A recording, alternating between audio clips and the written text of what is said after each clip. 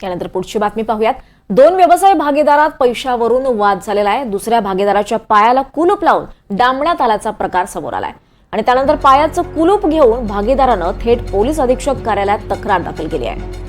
भागीदारीतील व्यवसाय वाढीसाठी मुंबईला पैसे आणण्यासाठी गेलेल्या साथीदारालाच लुटण्यात आलाय। ज्ञानेश्वर इंगळे आणि दत्ता तांदळे या दोघांमध्ये भागीदारीत मसाल्याचा व्यवसाय आणि त्यांच्यात भागीदारीच्या पैशावरून वाद झाला।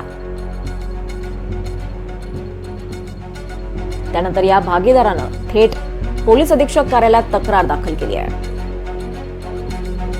दोन व्यवसाय भागीदारात पैशावरून वाद झाला। दुसऱ्या भागीदाराच्या पायाला कुलूप लावून डांबण्यात आल्याचा प्रकार समोर आलाय आणि त्यानंतर थेट हे पायाचं कुलूप घेऊन ह्या भागीदारानं थेट पोलीस अधीक्षक कार्यालयात तक्रार दाखल केली आहे।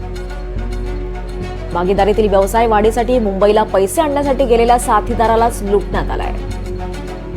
ज्ञानेश्वर इंगळे आणि दत्ता तांदळे अशी या दोघांची नाव आहेत आणि या दोघांमध्ये भागीदारीत मसाल्याचा व्यवसाय आणि त्यांच्यात या भागीदारीच्या पैशावरून वाद झाला।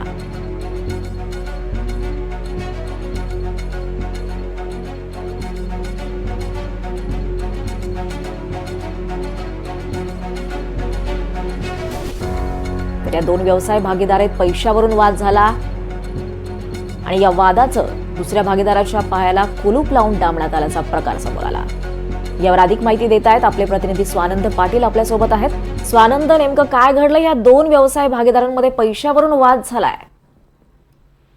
ज्ञानेश्वर इंगळे आणि दत्ता तांदळे या दोघांमध्ये भागीदारीत व्यवसाय होता आणि हाच व्यवसाय वाढावा म्हणून हे 31 डिसेंबर रोजी मुंबईला निघाले होते।